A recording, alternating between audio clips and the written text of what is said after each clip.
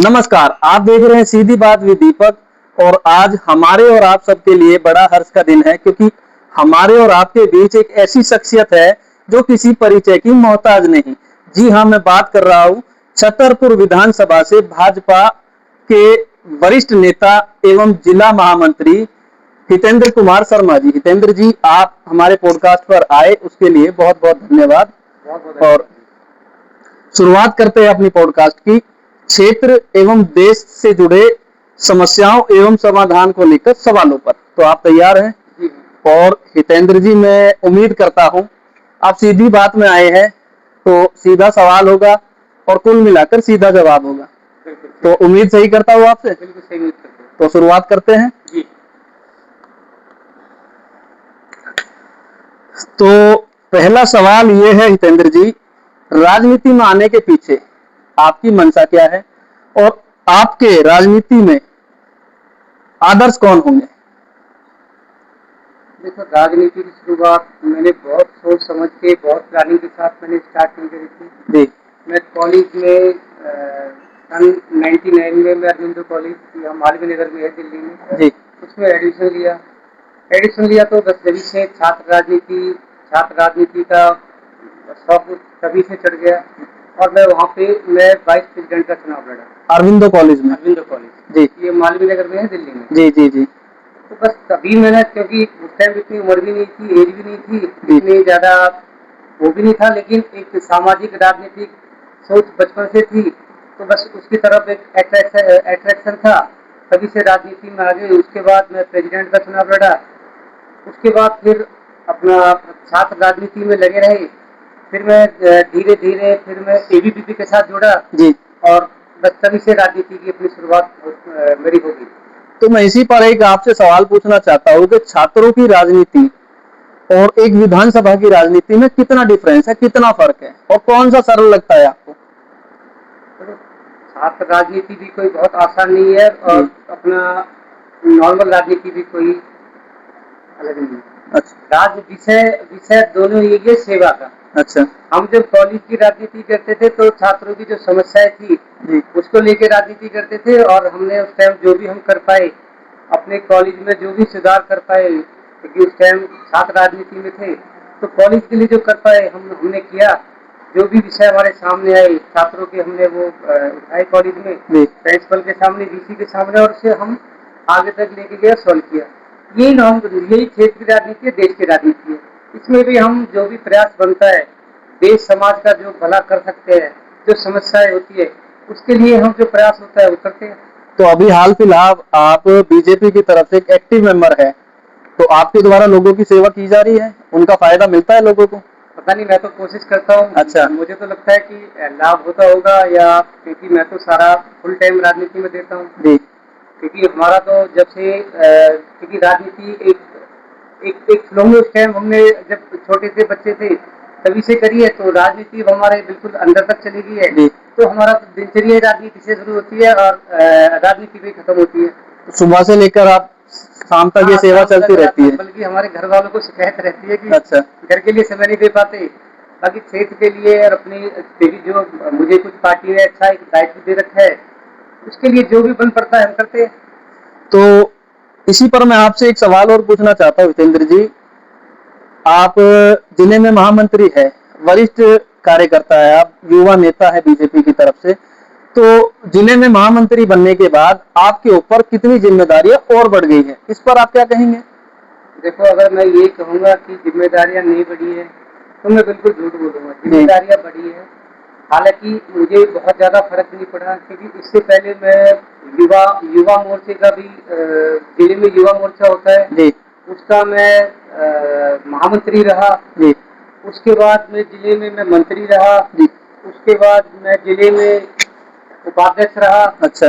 और अभी ये जो टर्म आया, इससे पहले मेरी श्रीमती, मेरी वाइफ जी, वो भी जिले में मंत्री रही है, और अभी संगठन ने मुझे एक दायित्व दिया है ये महामंत्री का। तो देखो, जिम्मेदारियां तो बड़ी है, काम तो बड़े है, लेकिन क्योंकि हम वर्षों से राजनीतिक क्षेत्र में है, तो इतना ज्यादा फर्क पड़ता नहीं है, लेकिन हाँ, जिम्मेदारियां बड़ी है।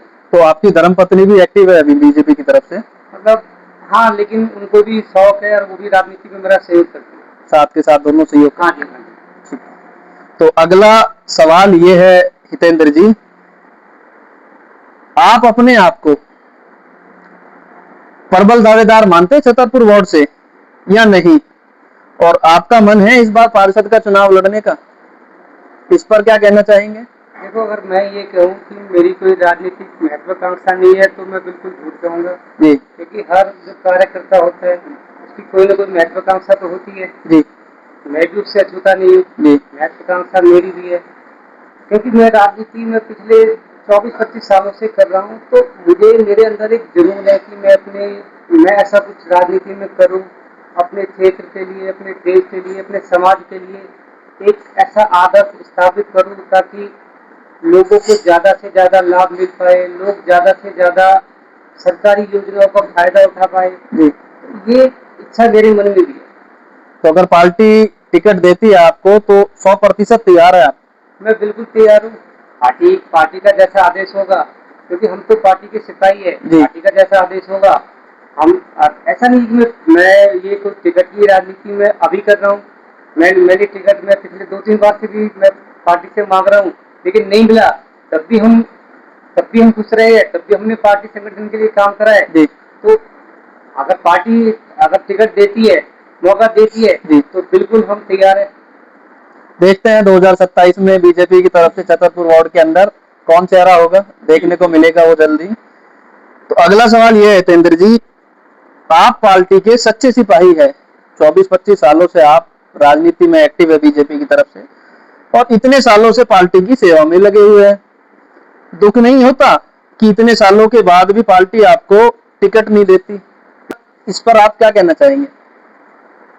क्योंकि ये पद, ये दायित्व, ये टिकट, ये तो क्योंकि हमारे संगठन में ये हजारों कार्यकर्ता है, लाखों कार्यकर्ता है। मैं कहूँ कि सबसे सबसे प्रबल दावेदार मैं ही हूँ या सबसे मेहनती कार्यकर्ता मैं ही हूँ, तो ये बात बिल्कुल गलत होगी। हमारी पार्टी में क्योंकि मेरे अलावा भी बहुत कार्यकर्ता है, बहुत लोग हैं जो काम करने वाले हैं, काम कर भी रहे हैं। तो पार्टी उस चीज को कितना देखती है, लेकिन हाँ, जब 2 बार से मुझे टिकट नहीं मिला तो थोड़ी मायूसी होती है, लेकिन फिर हम तो फिर लग जाते हैं। लेकिन अब मुझे उम्मीद है कि पार्टी इस बात के ऊपर ध्यान देगी। तो जब टिकट नहीं हुआ तो किसी पार्टी ने आपको ऑफर किया, कांग्रेस या आम आदमी पार्टी ने, कि आप हमारी तरफ से आइए और चुनाव लड़िए, ऐसा कुछ देखने को मिला? ये बहकाने का, ये इधर उधर करने का ये प्रयास तो चलता ही रहता है। अच्छा। लेकिन हमने तो राजनीति की शुरुआत ही भाई संघ से करी है, बीजेपी से करी है, साथ राजनीति से करी है। तो बीजेपी हमारे रग रग में इतनी बस चुकी है कि इसके अलावा हमें कुछ दिखाई भी नहीं देता। तो ऑफर आए थे वैसे, मैं वर्बली आपसे पूछूं? इन बातों का कोई महत्व नहीं है, तो हम आगे बढ़ते हैं। अच्छा, चलिए ठीक है। तो अगला सवाल ये है हितेंद्र जी आपसे, स्थानीय पार्षद या स्थानीय विधायक के कार्य से आप कितने सहमत है छतरपुर विधानसभा के अंदर और छतरपुर वार्ड के अंदर? मैं स्थानीय विधायक जी की बात करूं, आदरणीय करतार सिंह तंवर जी की, जी। वो मैं उनकी कार्यशैली देख के मैं बड़ा हैरान भी होता हूँ। इतना समय, इतनी मेहनत, इतना एक उनका विजन है। मतलब उनसे जब मिलता हूँ तो कुछ ना कुछ एक एनर्जी का आभास होता है। जी। तो उनका काम तो मैं तो अगर उनके थोड़े बहुत भी उनके बराबर बन पाया तो मेरे लिए तो बहुत बड़ा विषय होगा। अगर बात करें हम स्थानीय पार्षद की, तो उससे मैं कहूँ कि मैं उनसे निराश हूँ। मैं तो बीजेपी का कार्यकर्ता होने के नाते निराश हो सकता हूँ, लेकिन क्षेत्र की जनता भी उनसे बहुत निराश है। जितनी उम्मीद थी, जितनी उनसे आशाएं, अपेक्षाएं थी, उन पे वो बिल्कुल खरा नहीं उतर पाए हैं और उन्होंने लोगों को निराश ही किया है। क्योंकि वो एक सारा ब्लेम राजनीति जो केजरीवाल साहब करते थे, वही वही उनके क्या नाम है स्थानीय जो पिंकी नरेश त्यागी जी, पिंकी जी का, वो भी उनका भी मैं उनकी कार्यशैली से बिल्कुल खुश नहीं है। कोई कार्य द्वारा उनके द्वारा हो रहे हैं नहीं? मैं अगर आप मुझे उनकी उपलब्धियां पूछेंगे, मैं तो एक भी उपलब्धि गिना नहीं पाऊंगा। कोई उपलब्धि नहीं है पास? मेरी नजरों में कोई नहीं। अच्छा, मैं कहूँ, मेरी नजरों में मैं कह रहा हूँ, क्षेत्र के हमारे वार्ड के जो लोग हैं वो भी बहुत निराश है। छतरपुर वार्ड के सभी लोग निराश हैं, तो कोई कार्य नहीं है उनके द्वारा। बिल्कुल बिल्कुल। चलिए आएंगे पार्षद जी, उनसे पूछा जाएगा बिल्कुल, आपके द्वारा। मेरा सवाल आप उनसे जरूर पूछना। ठीक है, आपका सवाल मैं जरूर पूछूंगा उनसे, हितेंद्र जी। अगला सवाल ये है हितेंद्र जी, हाल फिलहाल कॉकरोच जनता पार्टी के प्रोटेस्ट के बारे में आप क्या कहेंगे? क्या आपको लगता है बीजेपी बैकफुट पर आ गई? और अगर इस देश भर में इस्तीफा देना ही था आपको धर्मेंद्र प्रधान जी को, तो इस्तीफा तो पहले भी दे सकते थे। कम से कम बीजेपी बैकफुट पर तो नहीं आती। आप कहीं भी देखिए, इंदौर देखिए, भोपाल देखिए, गुरुग्राम देखिए, जयपुर देखिए, लुधियाना देखिए, दिल्ली देखिए, जहां देखे वहां कॉकरोच जनता पार्टी और जैन जी विपक्ष के, या मैं कहूँ बीजेपी के शिक्षा प्रणाली को लेकर बड़े सवाल उनके। इस पर आप क्या कहेंगे? शिक्षा प्रणाली जितनी बेहतर माननीय धर्मेंद्र प्रधान जी ने जो शिक्षा प्रणाली में जो सुधार किया, अभी हमें क्या पढ़ाया जा रहा था कि Akbar the great, Aurangzeb great, मतलब वो हमारे हीरो कैसे हो सकते हैं, वो हमारे आदर्श कैसे हो सकते हैं। जो गलतियां पिछली सरकारों ने करी, उनका एक एजेंडा था, उनका देश को एक दूसरी दिशा में लेके जाना था, तो उसको सुधारने की कोशिश माननीय धर्मेंद्र प्रधान जी ने की है। और क्योंकि उन्होंने जो भी उसमें अच्छे से अच्छा सुधार कर सकते थे, उन्होंने करने का प्रयास किया है, और उसका रिजल्ट आने वाली हमारी जनरेशन को दिखाई भी देगा। जहाँ तक आप कह रहे हो जैन जी, देखो इस प्रोटेस्ट में, मतलब आपने भी टीवी न्यूज आप भी देखते होंगे, जी जी, हम भी देखते हैं, जो एक एग्रेशन था, वो क्या किसी स्टूडेंट में हो सकता है? मतलब मैं मानता हूँ कुछ कमियां रही होंगी, लेकिन उस कमी, मतलब छोटी सी कमी के लिए क्या आप देश में आग लगा दोगे, देश को जला दोगे, देश के बच्चों को उनको बहलाने का, फुसलाने का, उनको आप रोड पे ले आओगे? और उसमें बच्चे कितने थे? टहनी भर भर के कहाँ से दूसरे स्टेटों से आ रहे थे। जो प्रोटेस्ट का चेहरा थे, दीप के, अभिजीत दीप के, ये इसको क्या, हमारी देश की समस्या से इसका क्या मतलब है?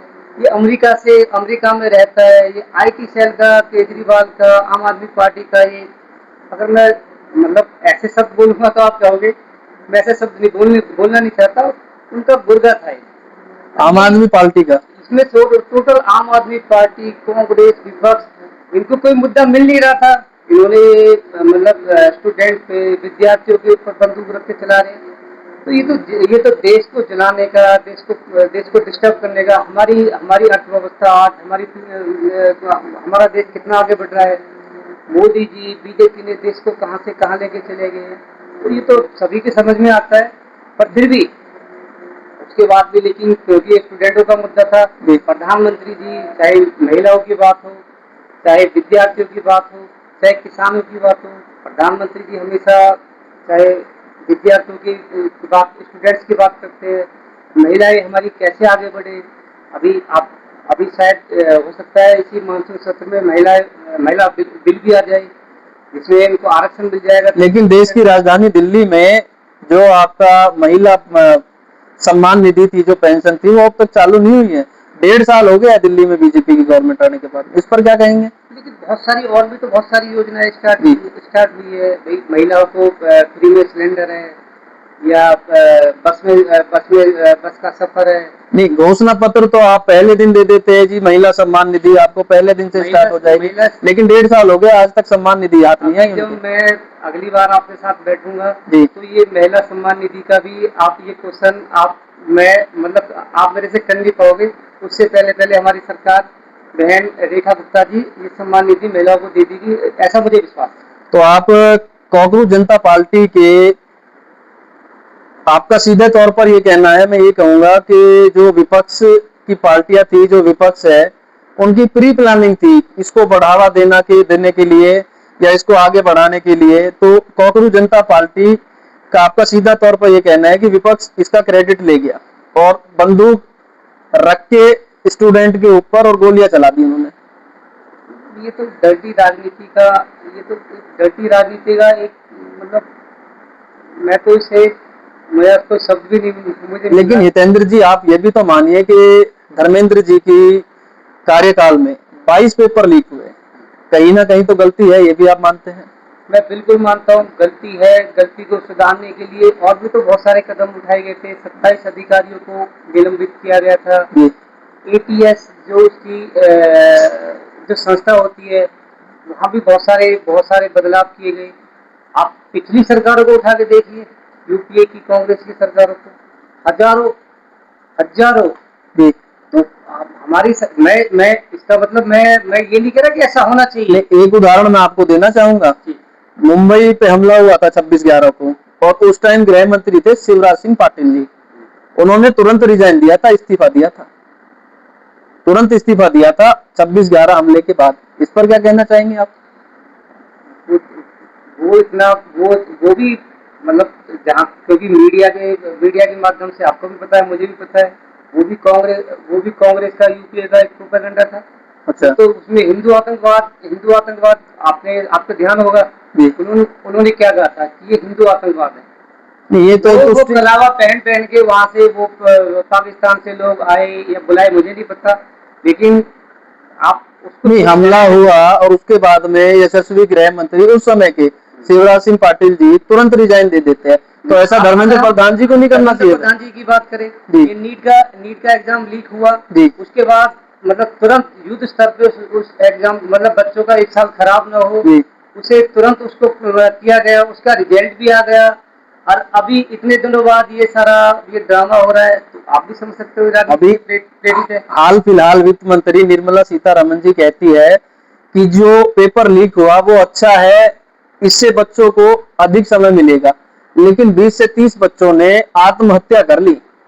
एक बच्चा 1 साल में पूरे साल पढ़ाई करे और फिर उसका पेपर लीक हो जाए, और 30 बच्चे आत्महत्या कर ले, और फिर वित्त मंत्री सीतारमण जी ये कहती है कि पेपर अच्छा था जो लीक हो गया, बच्चों को और समय मिल गया। ये कहना कहाँ तक उचित होगा? ये कहना बिल्कुल भी उचित नहीं होगा। ये एक गंभीर मुद्दा है जी, क्योंकि हमारे भी, आपके, हमारे सबके बच्चे, हम भी फैमिली वाले, हमारे भी बच्चे। तो मुझे लगता नहीं, मैंने तो कहीं सुना नहीं है, यानी आप कह रहे हो तो हो सकता है मैं, ये स्टेटमेंट है निर्मला सीतारमण जी की तरफ से स्टेटमेंट है। नहीं, हो सकता है मीडिया ने इसको घुमा फिरा के दिखाया हो। अच्छा, मुझे नहीं पता इसके बारे में। चलिए, तो आपका सीधे तौर पर कहना है कि विपक्ष का ये प्रोपेगेंडा बना गया, क्योंकि इसका नीट का एग्जाम दोबारा से करा भी हो भी गया, रिजल्ट भी आ गया, बच्चे बहुत खुश भी है। लेकिन उसके बाद इन्होंने पूरा प्लानिंग के साथ ये सारा षड्यंत्र रचा देश को अस्थिर करने के लिए। क्योंकि विपक्ष क्या कहता है, राहुल गांधी क्या कहते हैं या केजरीवाल क्या कहते हैं कि हमें इसे नेपाल बना देंगे, बांग्लादेश बना देंगे, जैन जी सड़कों पे आ जाओ। राहुल गांधी और अरविंद केजरीवाल जी ने तो कभी ये स्टेटमेंट, मुझे तो नहीं लगता कभी दी होगी कि देश को नेपाल बना देंगे या कुछ कर देंगे। आप देखना, यूट्यूब पे आप एक बार सर्च करना। अच्छा, चलिए, वो मैं देखूंगा। अगर राहुल गांधी जी बिल्कुल कर रहे हैं, मैं दावे के साथ कह रहा हूँ। अच्छा, अगर ऐसा नहीं कहा होगा तो मैं यहाँ आपके चैनल पे बैठ के मैं माफी मांगूंगा। अच्छा, चलिए, वो देखेंगे। तो ठीक है हितेंद्र जी, अगला सवाल आपसे ये है, विपक्ष का साफ तौर पर ये कहना है कि 2025 जो विधानसभा दिल्ली के अंदर जो विधानसभा का चुनाव हुआ, उसमें बीजेपी ने ट्रिपल पी का यूज किया, पैसा, पावर और प्रशासन।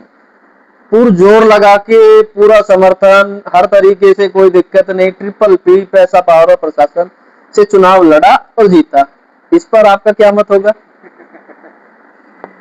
एक्चुअली विपक्ष के पास कोई मुद्दा ही नहीं है। अगर बीजेपी जीत जाए तो पैसा, पावर, फलाना ढिमकाना, ईवीएम खराब, ईवीएम हैक हो गया, या हमारा चुनाव आयोग दिख गया। अगर हार जाए तो भाई उन्होंने बड़ी मेहनत करी है, वो बहुत पॉपुलर है। तो ये तो विपक्ष के पास कुछ कहने के लिए है ही नहीं। तो ये अनगढ़ बातें विपक्ष करता ही है। ऐसा नहीं है कि विपक्ष पहली बार कह रहा है, विपक्ष तो हमेशा कहता है। विपक्ष ने चाहे पार्लियामेंट के बनाए हुए कानून हो, चाहे सुप्रीम कोर्ट हो, चाहे चुनाव आयोग हो, चाहे जो भी एजेंसियां हो, वो सब पे सवाल करते हैं, सबको वो बिका हुआ बताते हैं। तो विपक्ष का तो आप मानते हैं चुनाव आयोग निष्पक्ष चुनाव करा रहा है देश के अंदर? बहुत, मैं कह रहा हूँ ये तो पूरे विश्व में मिसाल है। अच्छा। अब हमारा चुनाव आयोग इतने मतलब 150 करोड़ लोगों को चुनाव कराता है निष्पक्ष। कितनी बार तो ईवीएम को चुनाव आयोग ने मतलब ये चैलेंज करा है कि कोई से हैक करके दिखाओ। अच्छा। आपने जब भी चुनाव खत्म होते आपको भी सुनने में आता होगा कि या तो ईवीएम हैक हो गया या अधिकारी बिक गए या चुनाव आयोग बिक गया। तो विपक्ष का ये तो विपक्ष का हर बार कहना है।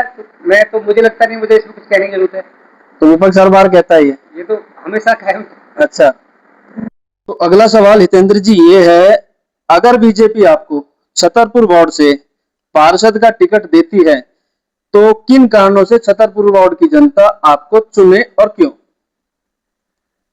सर, अगर संगठन पार्टी मुझे टिकट देती है जी, तो क्योंकि मैं बहुत सालों से पार्टी की सेवा कर रहा हूँ। जी जी एक मैं ये भी कह सकता हूँ एक समर्पित कार्यकर्ता हूँ जी। तो जो क्षेत्र की छतरपुर वार्ड की जो समस्या है, क्योंकि मैं उससे बहुत ज्यादा जुड़ा रहा हूँ छतरपुर से। जी, छतरपुर वार्ड से। छतरपुर वार्ड से आप आते भी है तो हाँ। आपको सारी समस्याएं और समाधान सारे आपको पता है क्योंकि आप रात दिन वहाँ रहते हो। मैं वोटर भी छतरपुर का हूँ और मुझे वहाँ की समस्याओं के बारे में बहुत ज्यादा पता भी है, क्योंकि हम राजनीतिक क्षेत्र से। जी। तो वहाँ पे बहुत बहुत सारी ऐसी समस्याएं है जो वर्षों से खाली एक अपना लोकल भाषा में कहूँ तो गोलीबारी करी जा रही है, जिस पर लेकिन कोई धरातल पे कोई काम हो नहीं। सिर्फ कागजों पर है, धरातल पर नहीं है। सिर्फ नाली है, खरंजे है, जो बहुत कहने के लिए तो बहुत बेसिक बेसिक चीज है। जी जी जी। लेकिन वो अभी तक उन पर कोई काम ऐसा हो नहीं रहा, कोई काम कोई धरातल पे कोई दिख नहीं रहा। अरे जो एक मतदाता के साथ एक नेता मतदाता का एक जो रिश्ता होना चाहिए वो छतरपुर से बिल्कुल निराधार है, क्योंकि वहाँ जो नेता अभी वहाँ से जो नेता है पिंकी नरेश त्यागी जी या उनके हस्बैंड नरेश त्यागी जी एक्टिव बड़ा दिखते हैं वैसे वो। उनका व्यवहार थोड़ा सा ऐसे हो गया कि हम राजा है और ये प्रजा है। अच्छा। तो ये एक बहुत बड़ा मतदाता में और नेता में गैप बन चुका है। ये एक बहुत बड़ी समस्या है जो मैं अपने अगर मुझे पार्टी मुझे टिकट देती है, मैं चुनाव लड़ता हूँ तो मैं उनसे वादा करता हूँ कि ऐसी समस्या मेरे साथ नहीं आएगी। मैं क्योंकि मैं भी एक छोटी सी पृष्ठभूमि से जुड़ा निकला हूँ, तो उन मेरे साथ ऐसी समस्या नहीं आएगी। और जो क्योंकि क्षेत्र की समस्याओं के बारे में पता भी है, बिजली पानी और हमारी सेंटर में दिल्ली में और एमसीडी में सरकार भी है, तो हमें कोई फंड लाने में दिक्कत भी नहीं होगी। हम कोई एक्सक्यूज भी कोई कि ये सरकार नहीं करने दे रही, विधायक नहीं करने दे रहा, सांसद जी नहीं करने दे रहे, तो ऐसी समस्या हमारे साथ नहीं आएगी, ऐसा मैं विश्वास दिलाता हूँ। क्योंकि आपकी ट्रिपल इंजन सरकार है जी। तो ठीक है हितेंद्र जी, आपने अच्छा जवाब दिया। देखेंगे छतरपुर वार्ड की जनता पहले तो किसको वोट देती है और उससे पहले देखना यह होगा कि 2027 के चुनावों में पार्टी किसको टिकट देती है। बिल्कुल, तो वो देखेंगे 27 हम तो ऐसा ना टिकट किसी को भी मिले, मैं भी दावेदार हो सकता हूँ और भी दावेदार हो सकते हैं, क्योंकि हमारी पार्टी में तो दावेदारों की कमी नहीं है। मेरे जैसे बहुत सारे कार्यकर्ता है। तो पछतावा होता है कि इतने सालों से आप पार्टी के साथ जुड़े हैं और लेकिन फिर भी मतलब कहीं टिकट नहीं मिल पा रहा है, तो पछतावा होता है पार्टी की तरफ से आप? सब टिकट की घोषणा होती है उस टाइम थोड़ा सा मन में मलाल होता है, बाकी तो फिर क्योंकि हम लोग बीजेपी के कार्यकर्ता है, फिर अपना निकल पड़ते हैं, फिर पार्टी के साथ संगठन के साथ, और जिसको पार्टी टिकट देती है उसके साथ कंधे से कंधे मिला के खड़े जाते हैं। ऐसा कोई बहुत बड़ा विषय नहीं है। चलिए, उम्मीद करते हैं पार्टी आपको इस बार बीजेपी की तरफ से टिकट दे और आप अच्छा करें। बहुत बहुत धन्यवाद। तो अगला सवाल यह है हितेंद्र जी, पूर्व प्रधानमंत्री और यशस्वी प्रधानमंत्रियों में से किसको आप बेहतर मानते हैं? इस पर आपकी क्या राय होगी? तो जो भी देश में जो भी प्रधानमंत्री रहे जी, अपने अपने समय में सबने देश को आगे बढ़ाने का, आगे लेके जाने का कार्य किया है जी। लेकिन अगर आप मुझे उनमें से कोई चूज करने के लिए या कोई चिन्हित करने के लिए बोलोगे तो मुझे तो दो ही नाम नजर आते हैं। हम या तो मैं शास्त्री जी को बहुत ज्यादा लाइक करता हूँ। शास्त्री जी क्योंकि शास्त्री जी कांग्रेस से थे जी लेकिन उसके बाद भी क्योंकि उनकी नीतियां जय जवान जय किसान उन्हीं का नारा था। जी बिल्कुल। और उन्होंने अपने अपने समय में उन्होंने पाकिस्तान को कैसे धूल चटाई, पाकिस्तान को कैसे उन्होंने खदेड़ा, वो भी सारा सारा देश जानता है, सारा विश्व जानता है। उसके बाद अगर मैं बात करूं तो स्वर्गीय अटल बिहारी वाजपेयी जी का मैं बहुत बड़ा प्रशंसक हूँ और उनकी मैं एक अपने आप को एक सौभाग्यशाली भी मानता हूँ क्योंकि मैं जब संगठन के साथ पार्टी के साथ उस टाइम जुड़ा हुआ था जब वो देश के प्रधानमंत्री थे तो मैंने उनको मतलब मैं कहूँ कि भाई मैं उनके घर जाके मिला ऐसा नहीं है लेकिन कार्यकर्ता होने के नाते पार्टी के फंक्शनों में मैंने उनसे मेरी मुलाकात हुई है। ऐसा मुलाकात ऐसी नहीं कि उन्होंने मुझे हाथ मिलाया है या मुझे नाम से पुकारा है बट मैंने दूर से स्टेज से उनको देखा है तो उनकी कार्यशैली का मैं बहुत बड़ा मतलब मैं कायल भी हूँ और मैं अगर मुझे पूछेंगे तो मैं सबसे ज्यादा राजनीति में जिससे प्रभावित हूँ वो स्वर्गीय अटल बिहारी वाजपेयी जी का नाम मैं गर्व के साथ ले सकता हूँ। अगर हम वर्तमान की बात करें तो पूरे देश में हिंदुत्व का या देश का डंका बजाने वाले माननीय प्रधानमंत्री नरेंद्र मोदी जी जो किसी मतलब मेरे जैसे लाखों करोड़ों कार्यकर्ताओं के एक प्रेरणा स्रोत है जी। उनकी उनकी उनके नेतृत्व में पूरा देश आगे बढ़ रहा है, हमारा देश का नाम पूरा देश दुनिया में हो रहा है तो उनके तो सभी मुझे ऐसा लगता है हर दूसरा आदमी तीसरा आदमी मतलब उनका प्रशंसक है तो मैं भी उनमें से एक छोटा सा कार्य करता हूँ जो उनको लाइक करता हूँ। चलिए ठीक है हितेंद्र जी। तो अगला सवाल ये है हितेंद्र जी, अभी हाल फिलहाल क्या गोल सेट किया है, पार्षद या विधायक का चुनाव, पारी की शुरुआत किस चुनाव के साथ करेंगे?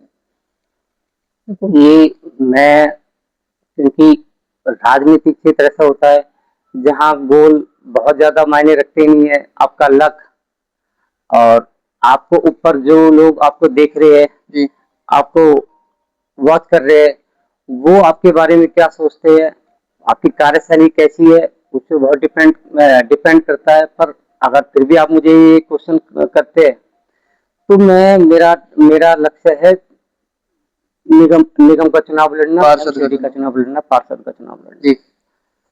वो मेरा गोल आप कह सकते हो जिसमें मैं काफी साल से मेहनत भी कर रहा हूँ और अब तो मुझे उम्मीद है कि पार्टी शायद मुझे टिकट देगी और मैं ये ये सीट निकाल के छतरपुर वार्ड की सीट निकाल के पार्टी की झोली में डालूंगा ऐसी मैं उम्मीद करता हूँ। तो विधायक का चुनाव क्यों? रही बात विधायक जी की जी विधायक के चुनाव की तो विधायक जी हमारे यहाँ माननीय प्रताप सिंह तंवर जी है जो पूरा क्षेत्र की समस्याओं के लिए जो दिन रात लगे रहते हैं वो मेरे भी आदर्श है। मैं भी उनसे कुछ ना कुछ जब भी उनके साथ मैं बैठता हूँ उनसे मिलता हूँ तो उनसे कुछ ना कुछ सीखने की कोशिश करता हूँ तो मैं तो उनके जैसा बन जाऊं ऐसा मेरा तो यही मतलब ये लक्ष्य है।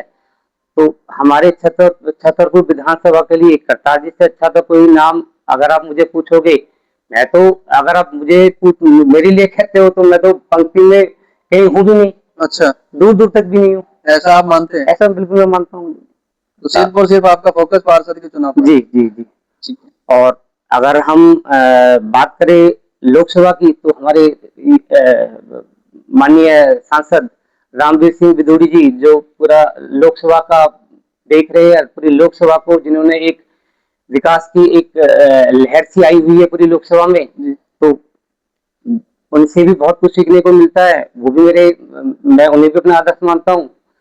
बाकी अगर बात आप जिले की करोगे तो जिले में हमारे माननीय जिलाध्यक्ष रविंदर सोलंकी जी है जिनमें एक अलग सी एक ऊर्जा है। अच्छा। उनके साथ काम करके एक अलग सा ही मतलब बहुत कुछ सीखने को मिलता है जो मैं भी संगठन में काम कर रहा हूँ काफी सालों से लेकिन जो संगठन की समझ उनमें है वो क्योंकि मैंने बहुत सारे जिलाध्यक्षों के साथ काम किया है बिल्कुल ऐसा यशस्वी जिलाध्यक्ष मतलब मेरी नजरों में तो कोई अभी तक हुआ नहीं है तो मैं उनके साथ काम कर रहा हूँ ये भी मेरे लिए सौभाग्य का विषय है।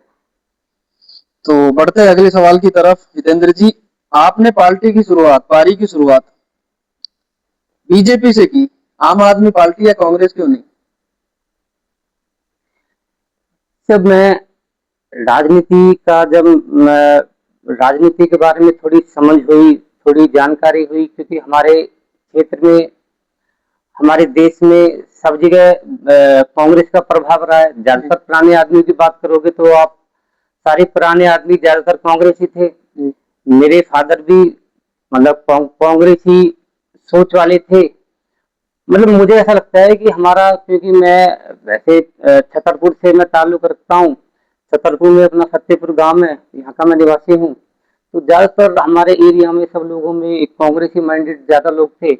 लेकिन हम कॉलेज में स्कूल पास किया, कॉलेज में थोड़ा सा भाई बौद्धिक विकास भी हुआ। थोड़ा सा हम राजनीति में इंटरेस्ट भी था।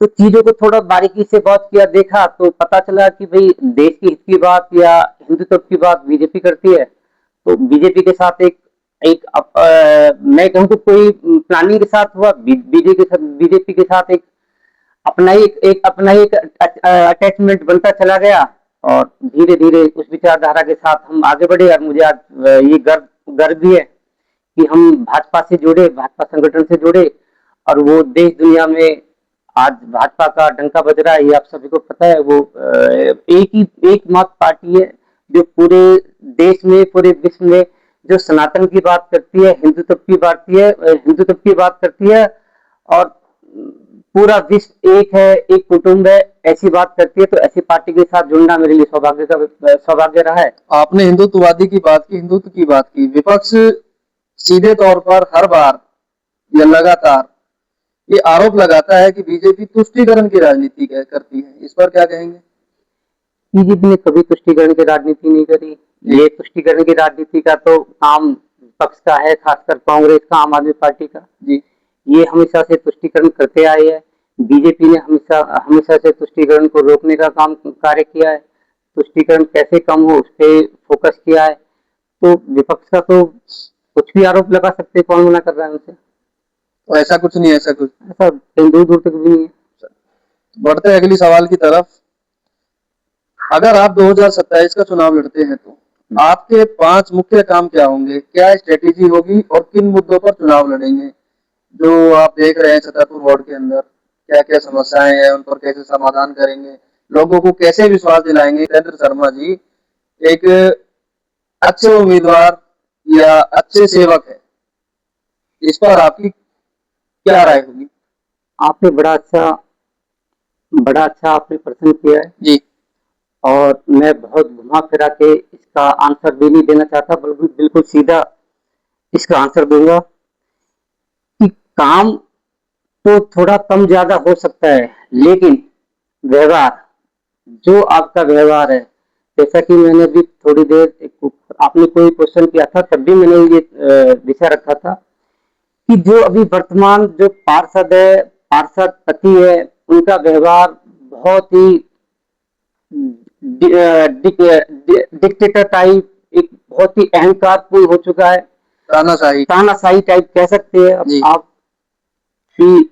लेकिन ऐसा मेरा जो लोग मुझे जानते हैं, मेरे कार्यकर्ता, मेरे वार्ड में मुझे लोग जानते हैं, मैं बिल्कुल जमीनी स्तर से जुड़ा हुआ हूँ। मेरे साथ ऐसी कोई समस्या आपको नहीं आएगी।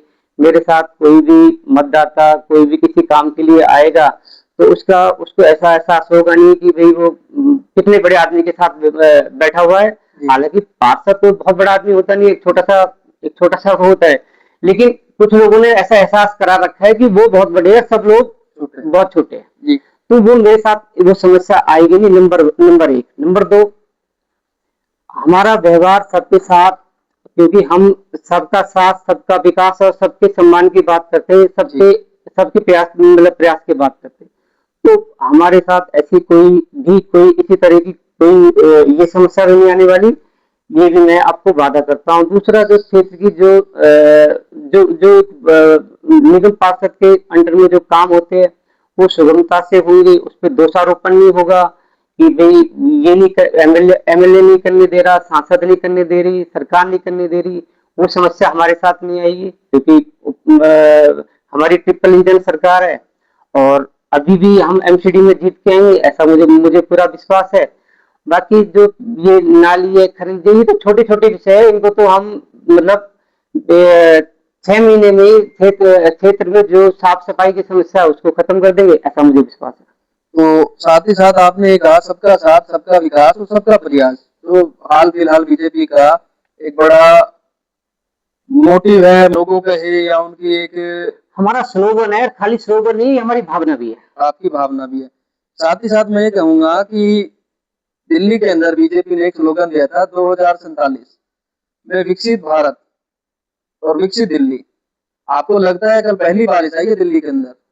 जगह जगह जाम, जगह जगह सड़कें धंस गई, इतना लंबा जाम, सड़कें धंस गई, कोई कहीं गिर गया, कोई कहीं गिर गया, जाम ही जाम, पूरी दिल्ली जाम। इस पर क्या कहेंगे? देखो, जैसा कि आपने ये प्रश्न उठाया है, बहुत अच्छा आपने क्वेश्चन किया है मुझे जी। क्योंकि पिछली सरकारों में 11-12 साल करीब केजरीवाल साहब रहे, आम आदमी पार्टी की सरकार रही, उससे पहले 15 साल कांग्रेस की सरकार रही, शीला जी की सरकार रही। तो उन लोगों ने जितना दिल्ली को बर्बाद करने में जो योगदान जितना कर सकते थे उससे ज्यादा किया। अभी हमारी सरकार बने हार्डली 1.5 साल करीब हुआ है, एंड रेखा गुप्ता जी के नेतृत्व में।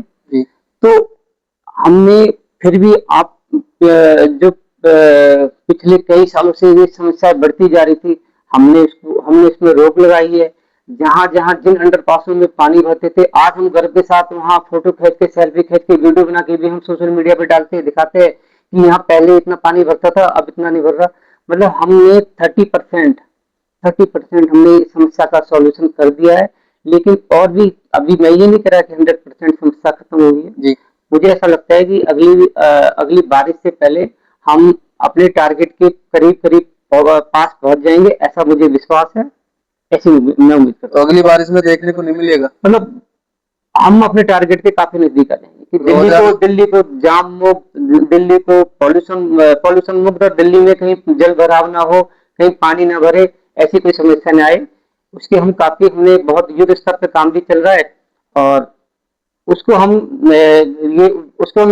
हरा देंगे, हम जीत जाएंगे, ऐसा मुझे विश्वास है। तो जो मोदी जी का जो टारगेट है 2047 को लेकर, विकसित भारत और विकसित दिल्ली, तो ये पूरा होता दिख रहा है आपको कहीं ना कहीं? मुझे ऐसा लगता है ये टारगेट हम 2047 से पहले हम ये अचीव कर लेंगे। और जिस ताकत के साथ, जिस डेडिकेशन के साथ, जिस गति के साथ प्रधानमंत्री जी एक विजन के साथ लगे हुए, हम अपने टारगेट को अचीव करेंगे और 2047 तक हम विकसित भारत और विकसित दिल्ली बन के दिखाएंगे, ऐसा मुझे विश्वास है। चलिए वो देखते हैं। तो अगला सवाल ये है जितेंद्र जी, दूरदर्शी सोच वाला नेता आपकी नजरों में दिल्ली में और देश के अंदर कौन है? अगर मैं देश की बात करूंगा तो बहुत सारे नेताओं को मैं नाम ले सकता हूँ, जिसमें माननीय मोदी जी भी है, गृह मंत्री जी भी है, और भी कई लोगों को मैं नाम लेता हूँ। लेकिन ये बहुत बड़ी बात हो जाएगी, ये बड़ा वो हो जाएगा अगर मैं बात करूं खाली अपने वार्ड की, अपनी विधानसभा की, या अपनी लोकसभा की, या अपनी दिल्ली की। जी। तो मैं शुरुआत करता हूं अपनी विधानसभा से। जी। दूरदर्शी नेता माननीय विधायक श्री करतार सिंह तंवर जी है, जी, जिनका विकास कार्य लगातार हमारे विधानसभा में चल रहा है। उनका एक विजन के साथ लगे हुए, उनके साथ उनके पास से इतनी बड़ी लिस्ट होती है कामों की कि मैं अगर पूरा दिन उनके साथ रहूं तो मतलब मेंटली फिजिकली थक जाऊं, लेकिन वो लगे रहते हैं। तो मैं करतार जी का नाम इसमें ले सकता हूं। अगर बात में जिले की करूं तो जिले में हमारे माननीय जिलाध्यक्ष रविंद्र सोलंकी जी है, जो पूरे पूरे पूरे जिले में मतलब छोटे से छोटे कार्यकर्ता की भी चिंता करते हैं। छोटे से छोटे कार्यकर्ता के कोई सुख है, कोई दुख है, कोई हारी है, बीमारी है, किसी भी तरह की समस्या है, कोई और किसी भी तरह की कोई और भी प्रॉब्लम है, उनके लिए वो समय देते हैं। एक छोटा सा कार्यकर्ता अगर उनको कॉल करेगा तो उनके कॉल को वो रिसीव करेंगे, उनके लिए उनको समय देंगे और उनका मार्गदर्शन करेंगे। तो मैं माननीय जिलाध्यक्ष रविंद्र सोलंकी जी का नाम मुझे याद आता है।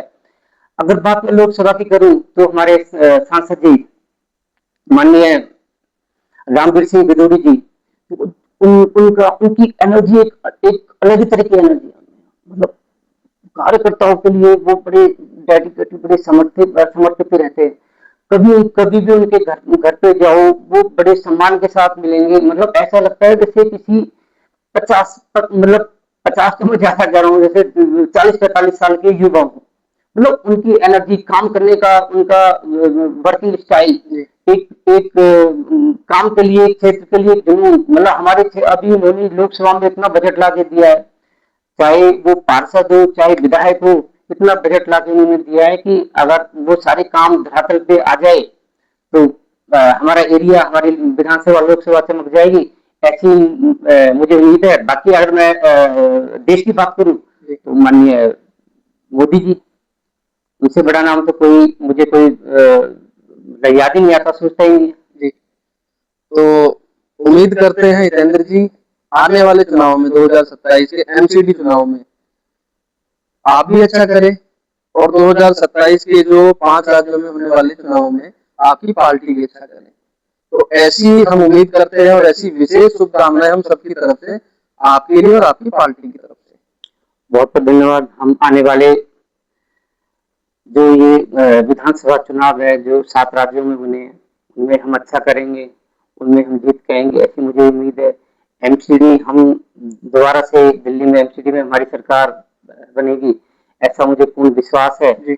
और आज आपके चैनल पे आके आपने मुझे अपनी बात रखने का मौका मिला, आपने मुझे मौका दिया, उसके लिए मैं आपका दिल से आभार करता हूँ। क्योंकि ऐसा मुझे लगता नहीं हमारे क्षेत्र में, हमारी विधानसभा में कोई इस तरह से सीधे सवाल पूछता है, इतने कड़वे सवाल पूछता है। और आपने बहुत सरलता से अपने सारे सवाल पूछे और मुझे ऐसा लगता है कि मैं भी शायद अच्छे से, मतलब ठीक से इनका जवाब दे पाया। तो आपको बहुत बहुत बधाई, आपके चैनल को बहुत बहुत शुभकामनाएं। आप जैसे अच्छे लोग राजनीति में आए, जो ऐसे हमारे लोकतंत्र, ऐसे हमारे लोकतंत्र की ताकत बढ़ती है। आप सवाल करोगे तभी तो कोई आंसर देगा, तभी तो उसका कोई सॉल्यूशन निकलेगा। तो ऐसे लोकतंत्र भी मतलब मजबूत होता है। और ये तो हमारे स्वर्गीय अटल बिहारी वाजपेयी जी ने भी कहा है कि भाई पत्रकारों को तो जितनी एक प्रेरित पत्रकार हमारे एक स्तंभ है हमारे लोकतंत्र के, तो आप जैसे युवा पत्रकार देश में है जो इतने कड़वे सवाल भी पूछ सकते हैं और इतनी सरलता से पूछ सकते हैं, तो उसके लिए आपको बहुत बहुत साधुवाद। उसके लिए बहुत बहुत धन्यवाद आपका, आप हमारे पॉडकास्ट पर आए उसके लिए बहुत बहुत धन्यवाद। तो अगली बार फिर कोई होगी खास शख्सियत हमारे और आपके साथ, तो अपने परिवार का बहुत बहुत बहुत ख्याल रखिए, शिक्षा को विशेष महत्व दीजिए। नमस्कार, धन्यवाद।